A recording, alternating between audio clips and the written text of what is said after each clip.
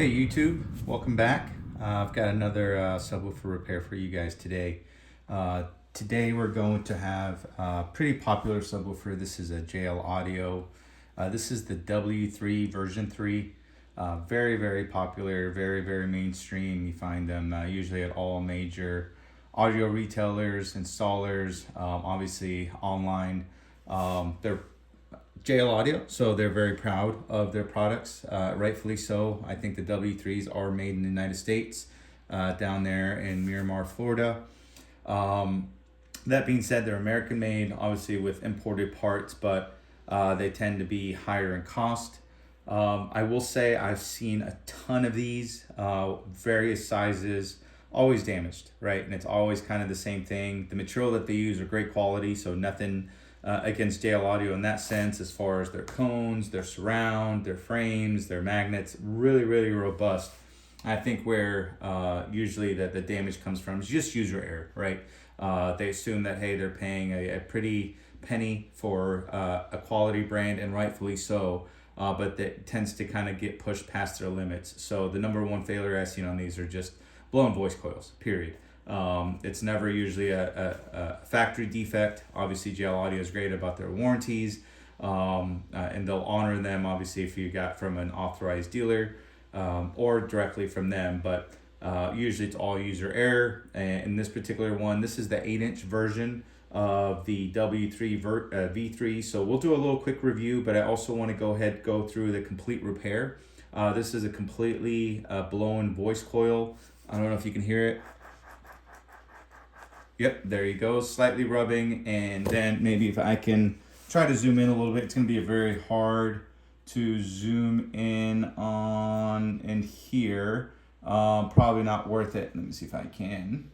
How good is this camera? You can probably see some loose coil windings there right at the edge, so that little single wire is just the coils come apart. And so everything else seems to be in place, as far as the surround, the tinsel leads, the cones in good shape. So it is just a lot of power run through it, probably exceeded its rating. So this 8-inch version here is actually rated for 250 watts RMS, which is continuous power. And then transient or peak power is 500 watts RMS. So not bad at all for an 8-inch subwoofer. Again, very popular. Good sound quality, so really no complaints there. And again, JL Audio has been around, very reputable, nothing against them. They're a great company. I think the only thing I may just have is just the price point. It's pretty high price point, but you are paying for that name. As you're aware, I think recently they were acquired. The JL Audio company was acquired by Garmin. Now Garmin is just more than GPSs. They own a whole bunch of other subsidiaries, including a marine line of audio equipment that's pretty high end. So it just made sense that they're going to be under the umbrella. So I'm guessing not a lot's going to change other than just a whole bunch of additional funding being put in by a bigger company like Garmin. So hopefully that leads to additional innovation. That being said, pretty cool. I like them. They're very popular. I remember having this back, the same version. This has been out for decades. Well, let me back up, at least 15 years, because I do remember a long time ago, I had purchased one of these for a BMW X5, made a custom box and everything. It sounded great. Again, if you wanted really good sound quality in a cabin like an X5 or an SUV, it was really convenient. Never hit the super lows, but in that case, again, I wasn't trying to do that. It was just more about the overall sound quality of various music genres. So let's just go through it. Again, it's got butyl rubber surround like that. It's got this concave cone. I believe it's mica injected or mineral injected. Their traditional JL Audio logo. So this is very similar to what they use on the W6s and the W7s. So pretty cool that they use kind of the same platform as far as material. They do have their proprietary, which a lot of folks are now using it because the tooling has expired, so it's no longer proprietary. It's actually for a grill insert. So they have this kind of internal ring to the frame that when you buy the specific JL Audio protective grill. It's just kind of, you snap this off, you put the grill in, and you put the ring back on. It looks really sleek, and I have it kind of on one of the W6s on my benches. So overall, good design, good quality, good material, no knock against them. They do paint. It's not powder coating, but they paint their baskets. Overall, good ventilation in regards to the top, as well as in between the top assembly and the motor. You can see that there's ventilation. That's pretty consistent. They make these in 6.5, 8, 10 inch, 12 inch. I'm not sure if I've seen it in 15, but I would not be surprised that they have these in 15 inches. But I've only seen kind of the WOs and W1s and 15s, but I'm probably mistaken. Overall, good quality. You got the protective rubber boot to protect the magnet. I think this is just a single slug. So let's go ahead and take this off. Yep, single slug magnet here for the motor.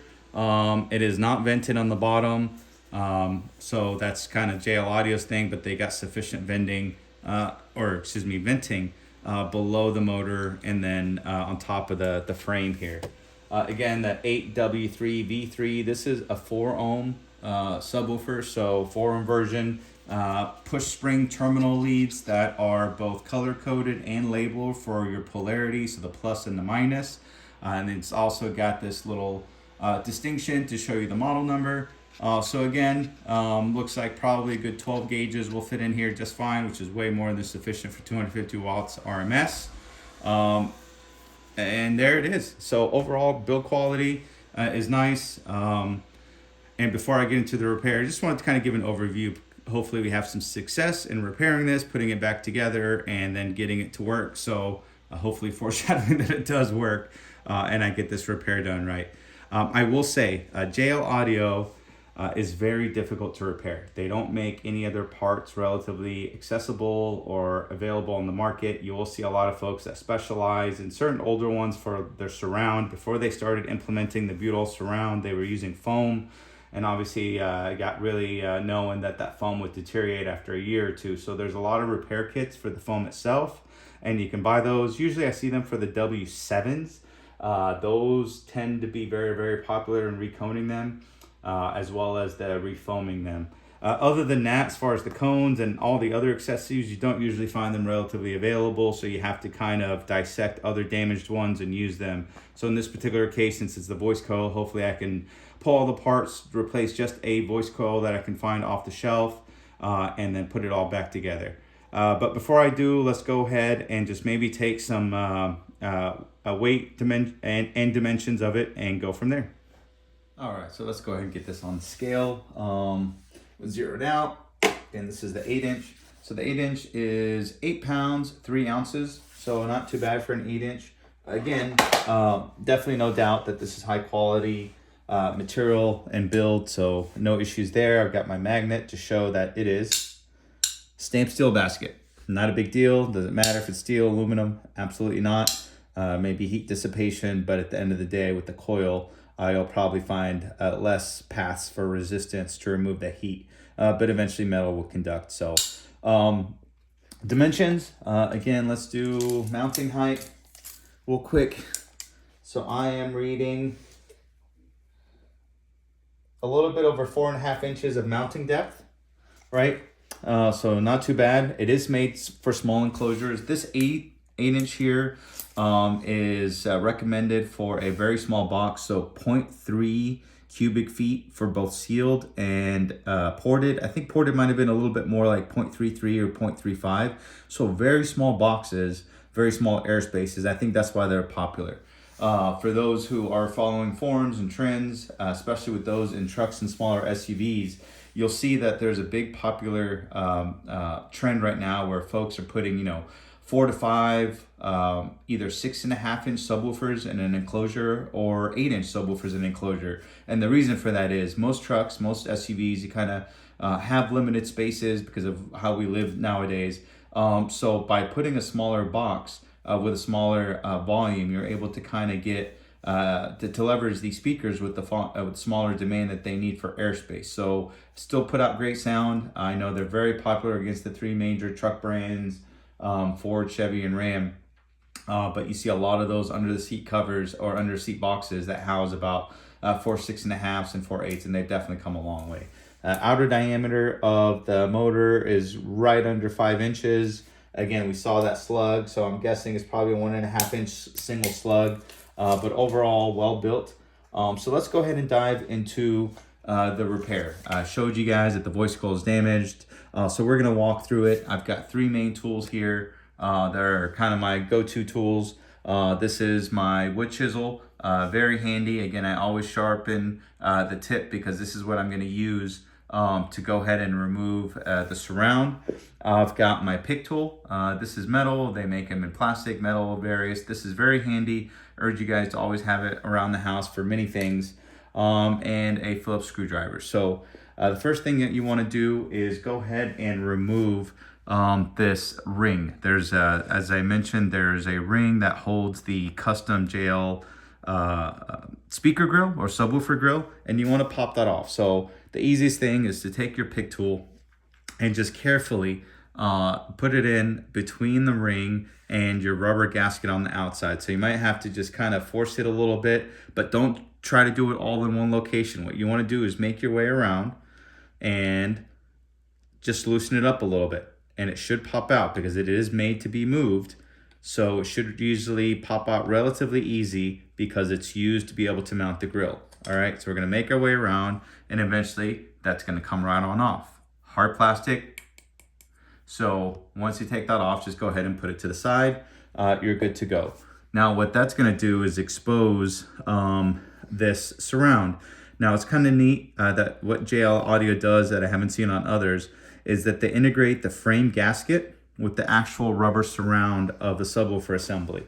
I'm guessing they do that for alignment purposes. So here's what maybe a closer look of what I'm referring to. You see that this is a rubber gasket for the outside frame. This rubber gasket is directly a single part with the overall surround. So it's one single piece and one single assembly that is then glued over to the cone itself. So this is kind of neat. I think they do a pretty good job of keeping it aligned, and it probably helps with the manufacturing.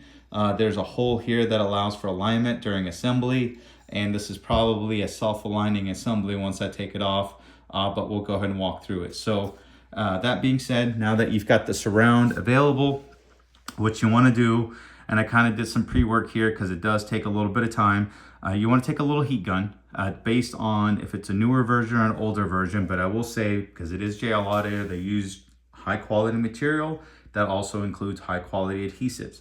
So what you're going to do is take a heat gun on the lower setting, and you want to go ahead and heat around the metal area here from the bottom and just kind of make your way around. Again, please be safe, wear safety goggles and wear gloves to protect your hand. So you want to heat this up, and what that's going to do is soften up the adhesive that they use under this surround, right? Now you don't want to overheat it because you don't want to melt this, and it shouldn't melt it. This is high temperature, which is good, but you also don't want to hurt yourself or burn yourself or risk damaging anything else. So what you want to do, again, is just apply enough heat where it loosens it up and then make your way around. What I did is get right under the edge here. Let me just move this here. I got right under the edge, and I used my little tool, and I stuck it in, and then I made my way around. And as it's heated, and as you're working this, you may have to go back and heat certain sections, but work in small little sections and lift it, as I've shown in my previous videos, right? And just kind of work your way around. And what that's gonna do, if I look closely under here, and I zoom in a little bit, you will see that there's a rubber compound, whether it's CA glue, RTV, silicone, all kind of the same objective, that holds the rubber surround over to the frame. And what you're doing is softening this by applying a little bit of heat on it, and by using your sharp tool, you're just getting directly under it without trying to put any holes, and make your way all the way around. So now I will just kind of move all this. And as I said, I've already did a little bit of pre-work, so I was able to kind of loosen this up a little bit and got my surround completely out and away from the frame. The next step you want to do, there is a ring that holds the spider in place. I like this because it makes the job like 10 times easier to remove this subwoofer. And here's what I'm referring to here. There is a black plastic ring that is attached to the spider assembly that holds it over to this frame.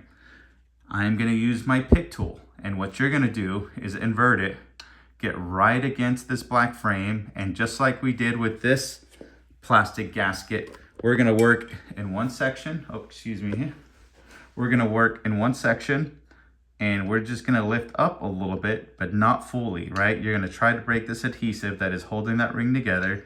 You're gonna rotate the subwoofer, rotate it and loosen it up, and make your way all the way around until you feel like you have already loosened up the adhesive between the ring. Once you do that, you're gonna realize you're gonna get to this section and that there's probably a little bit of friction or a little tension that's gonna make it hard to lift on this end or this end of the subwoofer. What you're gonna need to do is there is a Phillips screw that holds the push spring terminal bracket here in place. So let me see if I can zoom in here. There's your Phillips head screw. So we're gonna unscrew that, and what that's gonna do is remove this black bracket, allow it to fall, and it's gonna push this spring terminal, which is part of the spider and the spider ring, as well as the entire assembly, to come out. So let's go ahead and do that.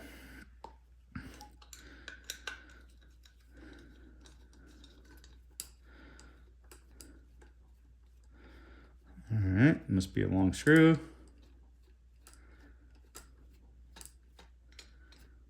Now I haven't gotten to this point yet, so we're doing it together for the first time, okay?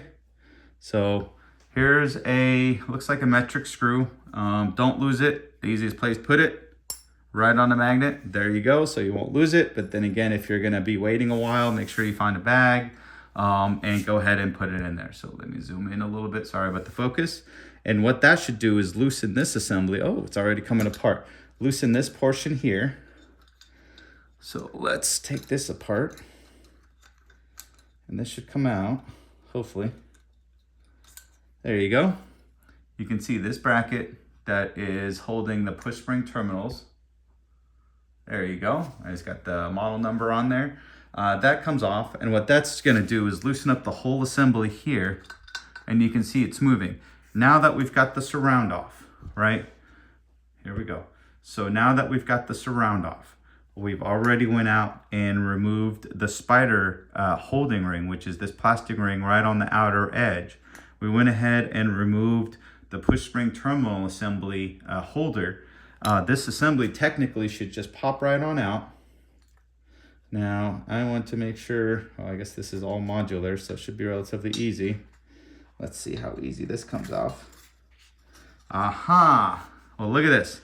As we suspected, voice coil is completely unwound and damaged. So let's go ahead and see if we can just get it out in one piece. Is it going to be nice? Or is it going to make me unwind everything? Oh, come on. Oh, it's going to be one of those. Okay, so completely damaged voice coil and completely unwound. And now I got to pull all this copper out here out of the gap, and this will make a mess. So make sure you have a vacuum around, or you do it on a surface that you don't mind getting dirty, and you just keep pulling. And as I'm doing this, you're gonna notice that there's a lot of FOD being developed. What that is the coating on the actual wire that's burnt up over time. Oh, here we go. Come on, come on, come on. And here's the rest of the coil. So pretty bad. A lot of heat, a lot of power went through this and damaged this component. Not good. So bad voice coil, and unfortunately it is not in a state where I can take some good dimensions, but I'll give my best estimate here and go from there. The other thing I was just mentioning is, I'll put this to the side here for a second, is you see that now I have got a whole bunch of debris. This is either the Kapton former or the coating on the wire itself that's loose. So eventually when we go back, what we're gonna do is clean out the entire outer frame. I'll probably use some initial adhesive to remove it. So a little bit of brake cleaner or goo off will get a lot of the rubber surround off. It will loosen it, and then you can scrape it off. And once you clean it, you can actually take a an aggregate or a Dremel tool with a cleaning bit and just kind of clean the frame. We're gonna make sure this is nice and clean for the new adhesive, and the same thing on the inside here. You can see that there's just adhesive that holds that ring in place, and we're good to go. Let me try to clean this up first before I kind of dive on what we're gonna do with this fun portion here, and that way I'm not making a huge mess. All right, guys, so got it cleaned up a little bit and then did some prep work as well to make this kind of move faster. So got all the debris kind of vacuumed out of here. Again, this is gonna require some work to clean up. Again, as I mentioned, probably a little goo off or a little brake cleaner, but be careful with that. It's pretty potent. Just kind of rubbing it on there, what that's gonna do is break down the adhesive, and it'll make it a lot easier for you to scrape this off first. And once you really scrape as much as you can off, you'll go back with an abrasive bit and clean that off, so you guys a nice shiny surface that you can go ahead and apply new adhesive to. And the same thing on the inside here, where the ring is gonna hold the spider, and eventually we'll actually clean the inside of the motor structure as well. So this is center yoke. We'll ensure that we clean in between here and there to get all that debris out, because there's always debris left in there. So that is to the side. I took all the copper wire that we had, just kind of bundled it up. This is from the voice coil here, just completely disintegrated, and as expected. Here is what is left. I kind of, again, it's barely just holding on from the top. And what I try to do, just based on what the two parts that were remaining, again, it's a Kapton former, so it's a paper former on the inside that the wire is wrapped around. Usually for the higher temperature subs, there's aluminum former. A little surprised at JL Audio, for the price that they charge, that they didn't go ahead and use an aluminum former. It's much better with heat dissipation and allowing additional power handling. So I'm a little disappointed that they kind of went the cheap route with a smaller Kapton former instead of a aluminum. So, but hey, I'm sure they're gonna update it later on. With this, what I was able to do is also take some dimensions. So I'll just quickly, if you haven't seen any of my previous videos, you will see that I'd like to take as many dimensions as available to help match the same voice coil, so that way we can buy a nice replacement. So here's kind of the spider, and what I have pictured here is the voice coil, right? So the entire assembly of the voice coil coming from the bottom of the spider. And what I like to do is get best measurements of the winding height, right? So it's about 21 millimeters, about 3/4 an inch or so. And then I also look at the inner diameter of the coil and the outer diameter of the coil. That way I ensure I can kind of get a good one that fits in there. So here we got at 34 millimeters for the inner diameter and about 37.5 or so for the outer diameter, which is the outside of the coils. Again, it's an estimate, and I'll get verification once I measure the gap itself. The overall from the spider to the bottom of the coil is about 39 millimeters, which is a couple inches or so. So, not too bad. There is a part number written on this voice coil, but I'm not hopeful that I'm going to be able to Google it and find it, because JL Audio is pretty hush-hush and proprietary about everything. So if you look here, and I'm going to zoom in right there, there is a part number. Reading it is 191449. That is the voice coil part number that they use at their manufacturing facility.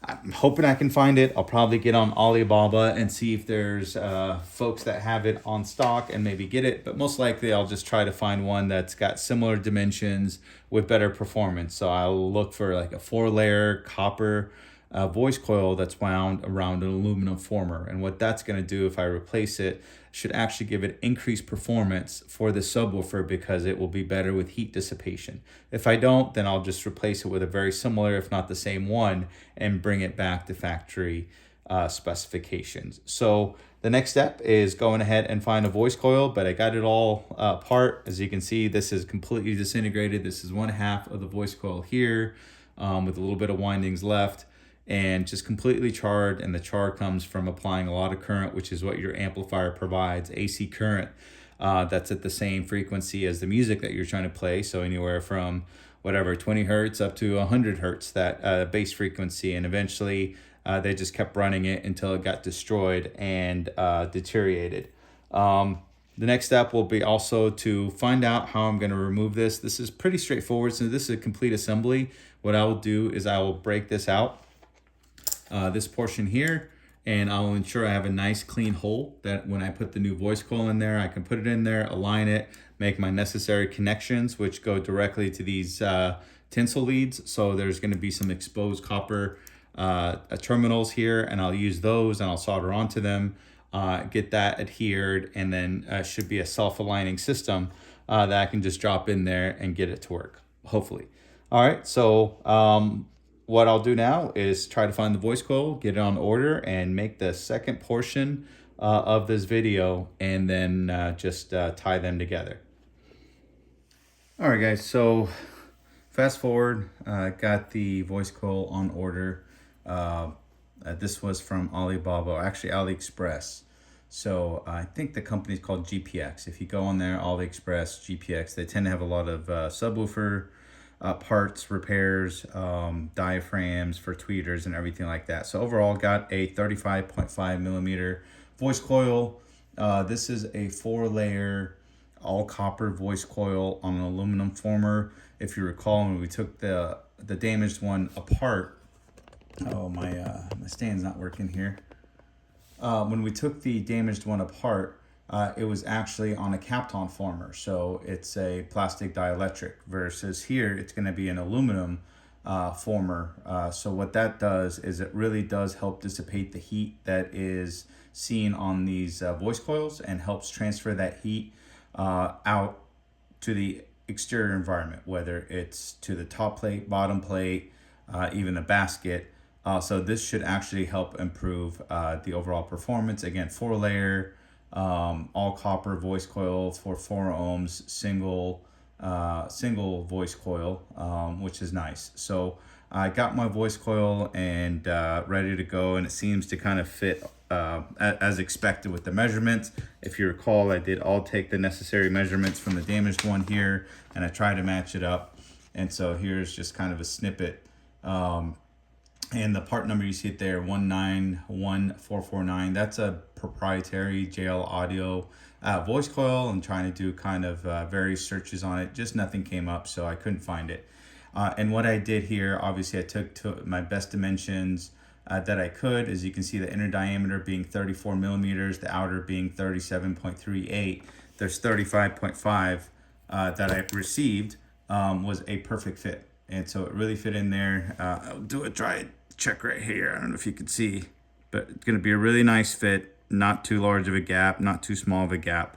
So this is great. Same copper height, and I think overall the benefit is that you get to see that aluminum former on there. So what I did, I also marked, you can barely kind of see here with a Sharpie, pin where I want the bottom of the spider to be. So I will push this into the spider just like this, and I want to make sure that's going to be flush with the line I marked here. What is this line? Well, this line is what I marked over here to be close to that 39 millimeter.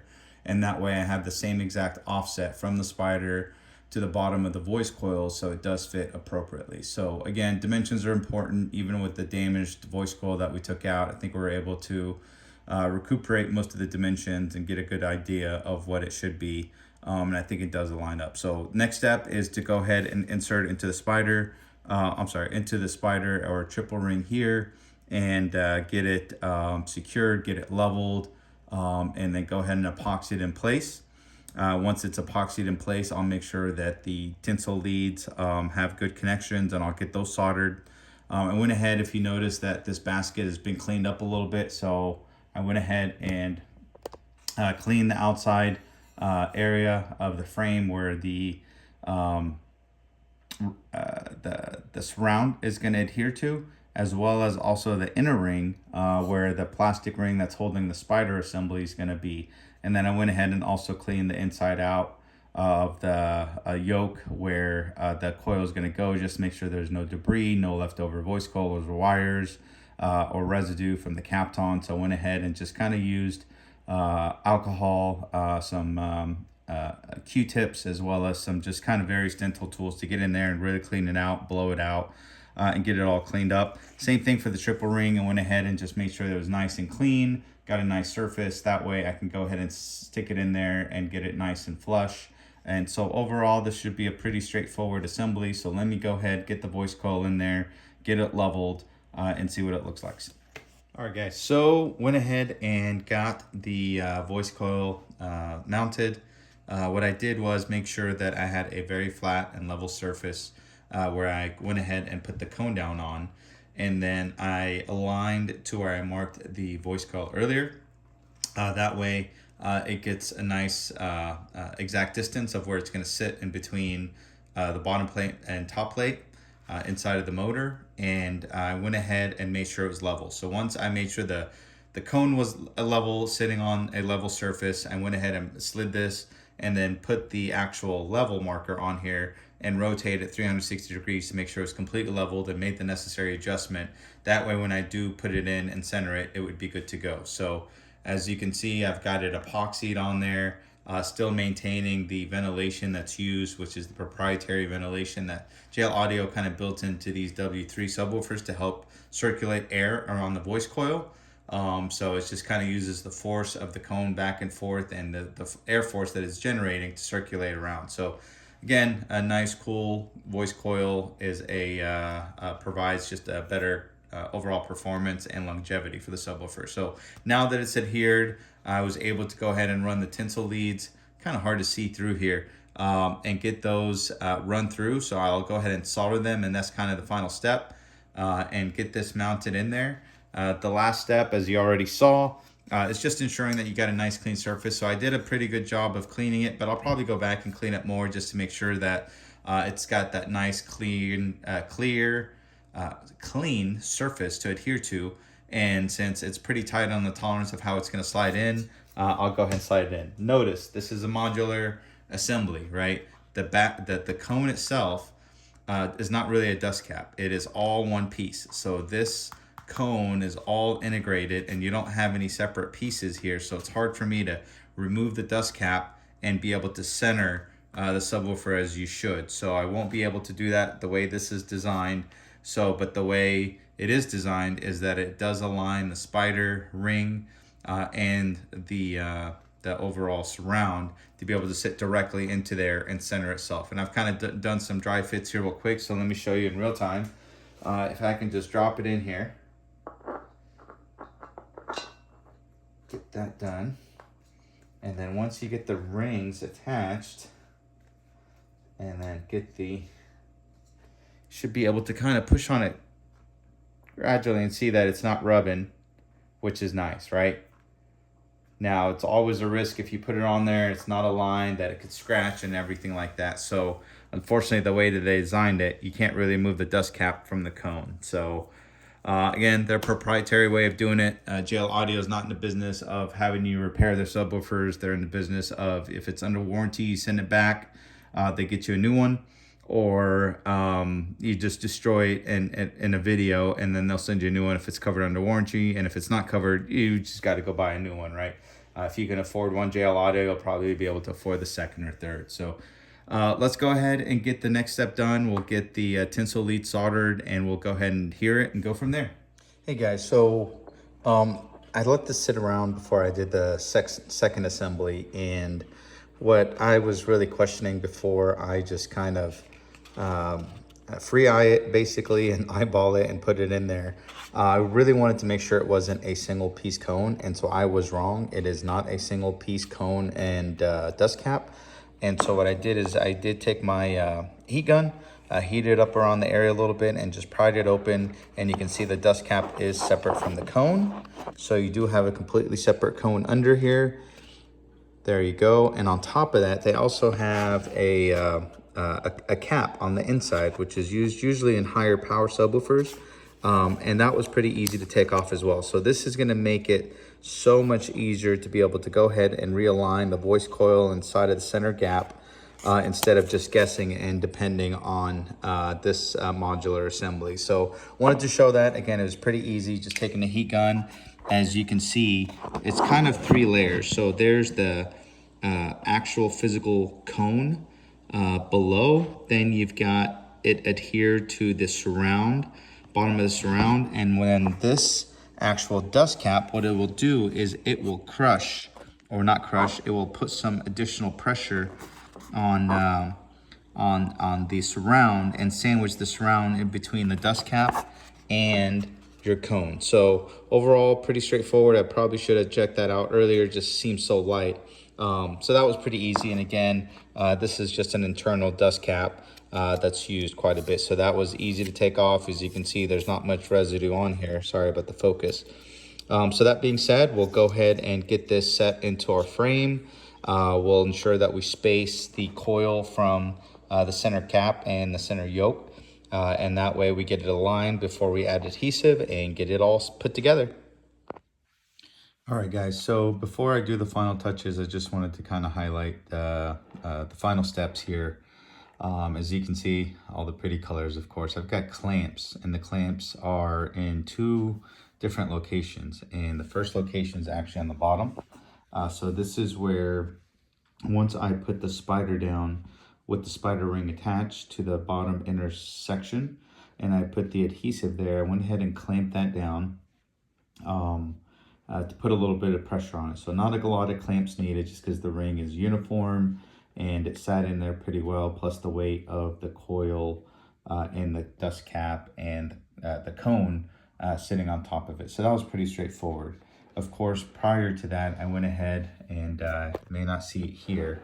You can see the inner dust cap or inner cap period is in there, but before I put that on, I had some spacers, and the spacers, what they do is space out the voice coil equally around the center yoke or the center of the motor, so that way the coil doesn't rub and is perfectly centered. So once that was in there and I spaced it out, that stays in there. The adhesive on the spider dried, and so did the adhesive on the surround. So this is what I did here. I replaced back the surround. I put the grill ring around as well. That's that hard plastic versus the rubber surround here. So I went ahead and put adhesives and I tied that down. And since that was pretty much dried up, I went ahead and took out my spacers and then attached the center cap here with just some RTV or similar E6000 material, as it really doesn't need a lot more. So these clamps are ready to come off, so I'm going to pull these off, and the final step now is to go ahead and get this center dust cap placed back in place, and we will go ahead and adhere it down, let it rest overnight, and then we'll start doing our break-in period, get everything tested out. But overall, not too bad of a repair. I think this was pretty much straightforward. I'll credit JL Audio. They have some good material selection here, good quality. I will say that adhesive was a little tough to remove, which just tells me they use the good stuff, right? If it was too easy to take off and remove and clean, it was probably the cheaper stuff that wouldn't last. So shouts out to JL Audio. And as far as the quality of material that they use, for most of the subwoofer, just like the surround, I like the rubber surround integrated into the seal around the frame, so that's nice. Dust cap, basically polypropylene, nothing there. The inner cone itself, again, was plastic, nothing big there. They do use the inside cap, which is nice. That's an extra feature. The adhesive was nice. The ring is nice. What I wasn't fond of is the overall quality of the coils. Pretty disappointing that they used a capped-on former. I think they could have spent a little bit more money and used an aluminum former to help with increased power handling and heat removal. But that being said, they probably wanted very, very light parts for this light suspension, just because of how they tune the subwoofer. So don't think it'll impact it much. Again, I replaced it with an aluminum former voice coil, 4-layer copper. So my thought is that they also use copper from just with the wire I pulled out. But overall, I think I will get the same, if not better, performance with this new voice coil that I installed in there. So let me get the dust cap put on, and then we'll start running some power through it. But overall, again, it took a little bit just because I had to kind of wait for the voice coil to come in, and it did take a little bit more labor than I usually would for other subwoofers. So, but all in all, I think these go for around $250 just for the 8-inch. So this is one of the subwoofers that if you have the time and patience that you want to repair, you can certainly save a lot of money. So all in all, I think this voice coil cost me like $20 or $30 for two, right? and it was just my labor time. So as far as material, was very minimal, and it's just a little bit more labor intensive than anything else. So hopefully this video helps out you guys out there. I'm sure there's plenty of JL Audio W3 series subwoofers that are damaged, whether it's the 8, 10, 12, or even, I believe they make it in 15. It's all the same process. Now the voice coil will be different, but as far as assembly, materials used, the removal process and the reassembly process is all going to be the same. And so hopefully this helps you guys out there. So let me put the sus cap in and let's run some power through it and play with it.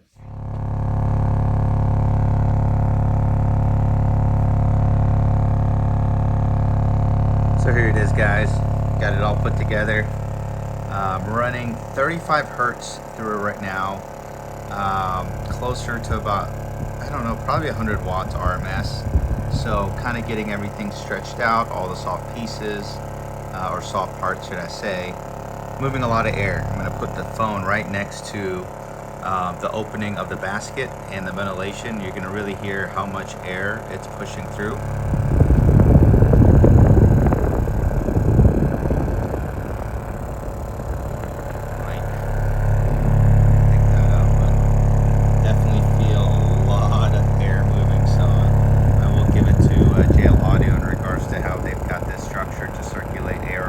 Coil,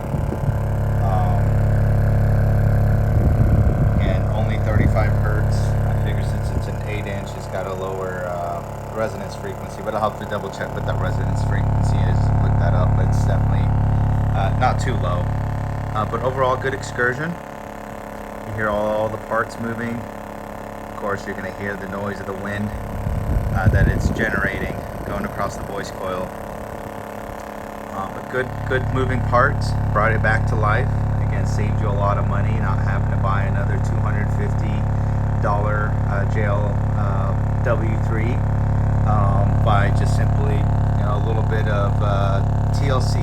So you buy the voice coil, replace it yourself with a little bit of elbow grease, and you're good to go. So, all right, it's another video by Mo the Engineer, another successful repair. Hopefully this helps out anyone that's out there.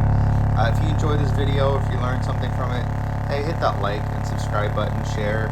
I really appreciate it. Just allows me to make a little bit more content, and allows this information to get out to folks that really might benefit from it. So thank you again, appreciate it, and bass on, folks.